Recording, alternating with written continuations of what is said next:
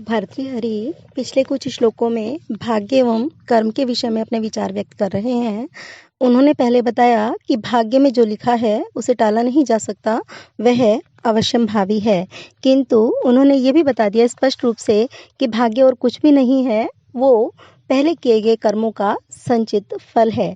तो इसलिए ये निश्चित रूप से सत्य है कि हमें अच्छे कर्म करना चाहिए, क्योंकि कर्मों के फल का उल्लंघन करके भाग्य कदापि नहीं चल सकता।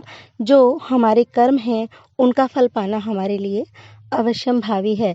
अच्छा बुरा जो भी फल है वो हमें हमारे कर्मों के अनुसार ही मिलता है। तो हमें हर एक कार्य सोच समझकर करना चाहिए कि हम किस तरह का परिणाम भोगने के लिए तैयार है। फिर आगे के श्लोक में भी कवि यही बता रहा है कि यहाँ इस पृथ्वी पर, इस भूलोक पर मनुष्य के रूप में जन्म लेकर भी जो सत्कर्म नहीं करता, उसने अपना जीवन व्यर्थ गंवा दिया, वो बहुत अभागा व्यक्ति है। तो कवि कहता है, स्थाल्यां वैदूर्यमय्यां पचति तिलकणाश् चांदनैः इंधनौघैः सौवर्णैः लाङ्गलाग्रैः विलिखति वसुधामार्कमूलस्य हेतोः कृत्वा कर्पूरखण्डान् वृत्तिमिह कुरुते को द्रवाणां समन्तात् प्राप्य इमां कर्मभूमिं न चरति मनुजो यस्तपो मंदभाग्यः। स्थाल्यां, पतीली में, वैदूर्यमय्यां, वैदूर्यमणि से बनी हुई, पचति पकाता है, तिल कणान, तिल के कणों को, चांदनई ईंधन हो गई, चंदन के ईंधन समूह से, चंदन की लकड़ियां जलाकर वैदूर्यमणि की पतीली में वह व्यक्ति तिल के कणों को पकाता है। सोवर्णई लांगल अग्रई, सोवर्णई सोने के, लांगल अग्रई, लांगल हल के अग्रभाग से, विलिखति खोदता है, वसुधाम पृथ्वी को, अर्कमूल से हेतु आके की जड़ के लिए, आके की जड़ निकालने के लिए सोने के हल की फाल से धरती को, वसुंधरा को खोदता है। कृत्वा कर्पूर खंडान, और कपूर के खंडान टुकड़े कृत्वा करके, कपूर के टुकड़े करके, इह यहाँ कोद्रवाणाम समन्तात, कोद्रवाणाम कोंदो, कोंदो नाम का जो मोटा अनाज है जो स्वयं उगाता है, उस कोंदो नाम के अनाज के समन्तात चारों ओर, वृत्तिम कुरुते, वृत्ति को, घेरे को, रक्षा दीवार को बनाता है। प्राप्य इमाम, इमाम इस कर्म भूमि को, इस पृथ्वी लोक जैसी कर्म भूमि को प्राप्य पाकर, न चरति, नहीं चरण करता, आचरण नहीं करता, मनुष्य यह जो तप का मंदभाग्य, अभागा, जो अभागा मनुष्य इस पृथ्वी जैसी कर्म भूमि को पाकर भी तपस्या का आचरण नहीं करता, वो इतना ही मूर्खतापूर्ण कार्य करता है जैसे कि कोई वैदूर्य मणि की बनी हुई पतीली में चंदन की लकड़ियां जलाकर तिल के कणों को पकाए। उसमें कोई दिव्य भोजन पकना चाहिए, दिव्य रसायन तैयार होना चाहिए, लेकिन उसमें वो तिल के कणों को पकाए, चंदन जैसी सुगंधित लकड़ियों को जलाए, वैदूर्य मणि का पात्र हो और उसमें तिल के कण पकाए। या फिर सोने के हल के अग्रभाग से, सोने का बना हुआ हल हो और उसके अग्रभाग से धरती को खोदे तो कुछ बहुमूल्य पदार्थ निकाले। धरती तो वसुंधरा है, उसमें क्या क्या नहीं है उसके गर्भ में, लेकिन क्या निकाल रहा है वो? आके की जड़। और कपूर ऐसे सुगंधित पदार्थ को, ऐसे पूजा में हवन में उपयोग होने वाले पदार्थ को तोड़कर उसके टुकड़ों से मेड़ बनाता है। किसकी? कोंदो की, कोंदो नाम के मोटे अनाज की, जो यूं ही उगाता है। तो सुरक्षा के लिए मेड़ किसकी बना रहा है? कोंदो की। किससे बना रहा है? कपूर के सुगंधित टुकड़ों से। तो ऐसा मूर्खतापूर्ण कार्य इस पृथ्वी लोक पर, जहाँ देवता भी जन्म लेने के लिए लालायित रहते हैं, इस पृथ्वी लोक पर मनुष्य के रूप में जन्म लेकर भी जो तपस्या का आचरण नहीं करता, वह मनुष्य निश्चय ही अभागा है। तो यदि भगवान ने सौभाग्य से हमें मनुष्य का रूप देकर इस धरती पर भेजा है, तो हमें अवश्य ही तपस्या करनी चाहिए, सत्कर्म करने चाहिए, जिससे कि हमारा भावी जीवन सुधर सके, जिससे कि हमें मोक्ष की प्राप्ति हो सके। तो मनुष्य जीवन को हम व्यर्थ गंवा दें, इससे बड़ी मूर्खता और कुछ भी नहीं होगी। तो जो अभागा मनुष्य इस कर्म भूमि को पाकर भी तपस्या का आचरण नहीं करता, वह यहाँ वैदूर्य मणि से बनी हुई पतीली में चंदन की लकड़ियों के समूह से तिल के कणों को पकाता है। आके की जड़ पाने के लिए सोने के हल के अग्रभाग से धरती को खोदता है और कपूर के टुकड़े करके कोंदों के चारों ओर मेड़ बनाता है, सुरक्षा के लिए मेड़ बनाता है। तो जो उदाहरण दिए गए हैं ये सब मूर्खतापूर्ण उदाहरण है, मूर्खतापूर्ण कार्य के उदाहरण हैं।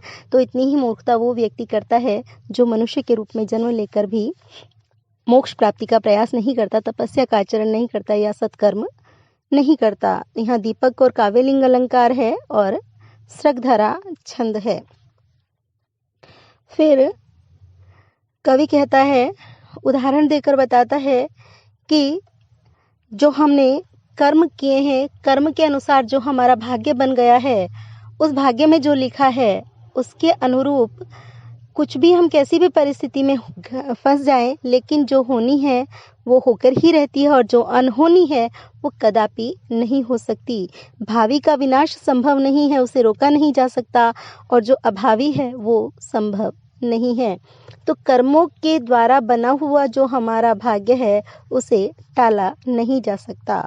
तो कवि कहता है, मज्जतु अंभसी यातु मेरु शिखरम शत्रुंजयतु आहवे वाणिज्यम कृषि सेवने च सकला विद्या कला शिक्षताम आकाशम विपुलम प्रयातु खगवत कृत्वा प्रयत्नं परम ना भाव्यम भवति कर्म वशतः भाव्यस्य नाशः कुतः। मज्जतु अंभसी, मज्जतु डूब जाए, अंभसी पानी में, पानी के बीच डूब जाए, उसमें समा जाए। या तो मेरु शिखरम, सुमेरु के शिखर पर चला जाए, ऊंचे पहाड़ की चोटी पर चढ़ जाए। शत्रुन जयतु, शत्रुओं को जीत ले। आहवे, युद्ध में, युद्ध में शत्रुओं को जीत ले। वाणिज्यम कृषि सेवने च, व्यापार में और कृषि में और सेवा कर्म में। च सकला विद्या कला शिक्षताम, सकला समस्त विद्याएं और कलाएं सीख जाए। आकाशम विपुलम, विपुलम विशाल, आकाशम आकाश में। प्रयातु चला जाए, खगवत पक्षी के समान, और पक्षी के समान विशाल आकाश में विचरण कर ले। परम प्रयत्नम कृत्वा, अत्यंत प्रयास करके, अत्यंत प्रयास करने के बाद आकाश में पक्षी के समान विचरण कर ले। न अभाव्यम भवति इह, इह यहाँ इस संसार में, अभाव्यम जो अनहोनी है, न भवति नहीं होती, कर्म वशतः कर्मों के परिणाम स्वरूप। और भाव्य से जो भावी है उसका नाशः कुतः, नाश कैसे हो सकता है, वो तो होना ही है। तो कर्मों के परिणाम स्वरूप जो अभावी है वो नहीं होता, और जो भावी है उसका नाश संभव नहीं है। अंभसी मज्जतु, भले ही पानी में समा जाए। मेरु शिखरम यातु, भले ही सुमेरु के शिखर पर चला जाए। आहवे शत्रुन जयतु, अथवा युद्ध में शत्रुओं को जीत ले। वाणिज्यम कृषि सेवने च सकला विद्या कला च शिक्षताम, व्यापार कृषि और सेवा कर्म में समस्त विद्याओं और कलाओं को सीख ले, और बड़ा प्रयत्न करके पक्षी के समान विशाल आकाश में भी विचरण कर ले। किंतु यहाँ अभावी नहीं होता, और कर्म फल के अनुसार जो भावी है उसका नाश कहाँ से होगा, नहीं हो सकता। तो जो हमने कर्म किए हैं उसके अनुसार ही हमें फल मिलता है। जिस कर्म के अनुसार जो कर्म फल निर्धारित हो गया है, जो भावी है उसका विनाश संभव नहीं है, वो अवश्य ही घटित होगा। तो अच्छे कर्म ही करने चाहिए, क्योंकि उसी से हमारा भाग्य बनता है, और भाग्य में जो कुछ लिख दिया उसको टाला नहीं जा सकता। तो हमें अच्छे कर्म करने चाहिए ताकि जो हमारे साथ फिर घटित हो वो हमें दुखी न करे। तो यहाँ पर वही बताया है कि भावी को किसी भी तरह से बदला नहीं जा सकता। अनुप्रास यमक और दीपक अलंकार है और शार्दूल विक्रीडित छंद है।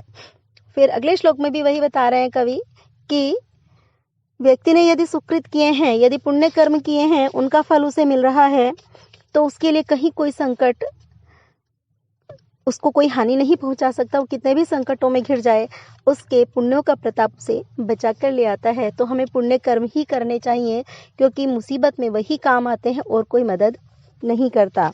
तो कहाँ कहाँ बचा सकते हैं वो सत्कर्म, हमें बता रहे हैं कवि। भीमं वनं भवति तस्य पुरं प्रधानं, सर्वो जनः स्वजनताम् उपयाति तस्य, कृत्स्नां च भू भवति सन्निधिरत्नपूर्णा, यस्यास्ति पूर्व सुकृतं विपुलम नरस्य। भीमम वनम, भयानक वन, भवति हो जाता है, तस्य उसके लिए, पुरम प्रधानम, प्रधान नगर, भयानक वन उसके लिए मुख्य नगर के समान हो जाता है, राजधानी के समान हो जाता है। सर्वो जनः स्वजनताम उपयाति तस्य, और सर्वो जनः समस्त व्यक्ति, तस्य उसकी, स्वजनताम स्वजनता को, आत्मीयता को, उपयाति प्राप्त हो जाते हैं, और समस्त व्यक्ति उसके आत्मीयता को प्राप्त हो जाते हैं, उसके आत्मीय जन बन जाते हैं। कृत्स्ना च भू भवति सन्निधि रत्नपूर्णा, और कृत्स्ना संपूर्ण, भू पृथ्वी, भवति हो जाती है, सन्निधि उत्तम निधियों, और रत्नपूर्णा रत्नों से परिपूर्ण, और समस्त पृथ्वी उत्तम रत्नों और निधियों से परिपूर्ण हो जाती है। यस्य अस्ति पूर्व सुकृतम विपुलम नरस्य, यस्य नरस्य जिस मनुष्य के, पूर्व सुकृतम पहले के पुण्य, विपुलम विशाल मात्रा में अस्ति हैं, जिस मनुष्य के पहले किए गए ढेर सारे पुण्य हैं, उस व्यक्ति के लिए कहीं कोई संकट नहीं है, उसके लिए तो पूरी पृथ्वी ही उत्तम निधियों और रत्नों से भरी हुई हो जाती है। तो यस्य नरस्य विपुलम पूर्व सुकृतम अस्ति, जिस मनुष्य के पास पहले किए गए बहुत सारे पुण्य फल हैं, तस्य भीमम वनम प्रधानम पुरम भवति, उसके लिए भयानक वन राजधानी के समान हो जाता है। तस्य सर्वः जनः स्वजनताम उपयाति, उसके लिए सभी व्यक्ति आत्मीय जन हो जाते हैं। और कृत्स्ना भू च सन्निधि रत्न पूर्णा भवति, समस्त पृथ्वी उत्तम निधियों और रत्नों से परिपूर्ण हो जाती है। तो कहीं पर भी वो हो, जंगल में भी क्यों ना हो, उसको वहाँ पर सारी सुविधाएं उपलब्ध हो जाती हैं भावी वशात, और उसका शत्रु भी अपने आप ही उसके प्रति आत्मीय हो जाता है, आत्मीयता के भाव से युक्त हो जाता है, और पृथ्वी अपनी सारी निधियों को उसके लिए प्रकट कर देती है। तो पहले किए हुए सत्कर्म होने चाहिए, तो व्यक्ति को कहीं कोई परेशानी नहीं आती, उसको सब प्रकार के लाभ उपलब्ध हो जाते हैं। फिर कवि बताता है कि संसार में क्या लाभ है, क्या सुख है, कौन शूर है। इन सब प्रश्नों का उत्तर देते हुए कवि कहता है, को लाभो गुणी संगमः, किम सुखम प्राज्ञेतरै संगति, का हानि समय च्युतिर निपुणता का धर्म तत्वे रति, क शूरो विजितेन्द्रियः प्रियतमा का अनुव्रता, किम धनम विद्या, किम सुखम अप्रवास गमनम, राज्यम किम आज्ञा फलम। को लाभ, क्या लाभ है, गुणी संगम, गुणी जनों का संगम। इस पृथ्वी पर, इस जीवन में लाभ क्या है, कौन सा लाभ का काम है, किसको हम वास्तविक लाभ समझेंगे। गुणी जनों की संगति वास्तविक लाभ है। धन संपत्ति इत्यादि का लाभ कोई लाभ नहीं है, पद प्रतिष्ठा का लाभ कोई लाभ नहीं है। गुणी जनों के साथ में कुछ समय बिताने को मिले, यही जीवन में सबसे बड़ा लाभ है। किम सुखम, किम असुखम, क्या असुख है, दुख क्या है, इस संसार में दुख क्या है। प्राज्ञेतरै संगति, जो प्राज्ञ है, बुद्धिमान है, उनसे इतर अर्थात मूर्खों की संगति। दुख क्या है, मूर्खों की संगति सबसे बड़ा दुख है। और का हानि, हानि क्या है, रुपए पैसे की हानि नहीं है। हानि क्या है, समय च्युति, समय चूक जाना, अवसर को चूक जाना। निपुणता का, निपुणता क्या है, किस व्यक्ति को हम निपुण या कुशल कहेंगे। धर्म तत्वे रति, धर्म के तत्व में रति रखना, प्रेम रखना। जो धर्म के तत्व से प्रेम करता है उसको हम निपुण मानेंगे। कह शूरः, शूरवीर कौन है, जो लोगों को युद्ध में परास्त कर दे वो शूर नहीं है। विजितेंद्रियः, जो अपनी इंद्रियों को जीत ले वो शूर है। प्रियतमा का, प्रियतमा कौन है, अनुव्रता, जो अनुकरण करने वाली है, हमारा अनुगमन करने वाली है। प्रियतमा कौन है, ऐसे तो बहुत सारी स्त्रियां प्रेम व्यक्त कर सकती हैं, लेकिन वास्तविक प्रियतमा कौन है, जो हमारा अनुकरण करे, हर स्थिति में हमारा साथ दे, पति का साथ दे। किम धनम, धन क्या है संसार में? वास्तविक धन क्या है? विद्या। विद्या ही धन है। किम सुखम? सुख क्या है? प्रवास। अप्रवास गमनम, प्रवास में न जाना, विदेश में न जाना। सुख क्या है? अपने देश में रहना, अपने स्थान पर रहना। और राज्यम किम? राज्य क्या है? जो राजा के पद पर स्थित है वो राजा नहीं है, बस असल में जिसकी आज्ञा का पालन किया जाता है वो राजा है। किम आज्ञा, राज्यम किम? राज्य क्या है? आज्ञा फलम, आज्ञा के फल की प्राप्ति, आज्ञा का फलीभूत होना, आज्ञा का पालन होना। तो जिस व्यक्ति की आज्ञा निष्फल नहीं होती, जिस व्यक्ति की आज्ञा का पालन होता है वो वास्तव में राजा है। तो राज्यम किम? राज्य क्या है? अपनी आज्ञा का पालन होना। तो लाभ क्या है? गुणीजनों का साथ लाभ है, वास्तविक लाभ है। दुख क्या है? मूर्खों की संगति दुख है। हानि क्या है? समय चूक जाना हानि है। निपुणता क्या है? धर्म के तत्व में रति होना निपुणता है। शूर कौन है? अपनी इंद्रियों को जीत लेने वाला शूर है। प्रियतमा कौन है? पति का अनुकरण करने वाली प्रियतमा है। धन क्या है? विद्या वास्तविक धन है। सुख क्या है? प्रवास में न जाना, अपने घर में रहना, अपने देश में रहना सुख है। और राज्य क्या है? आज्ञा का फलीभूत होना, आज्ञा पालन किया जाना ही राज्य है। जिसकी आज्ञा चलती है, जिसकी आज्ञा का सब पालन करते हैं वही असल में राजा है। बाकी राजा के पद पर कोई भी प्रतिष्ठित हो इससे क्या फर्क पड़ता है? वो अधिकारी है जिसकी बात मानी जाती है। पद पर कोई बैठा रहे वो नाम मात्र का है। तो यहाँ पर जीवन की बहुत सारी सच्चाइयों को बताया है प्रश्नोत्तर के रूप में, और शार्दुल विक्रीडित छंद है इस श्लोक में।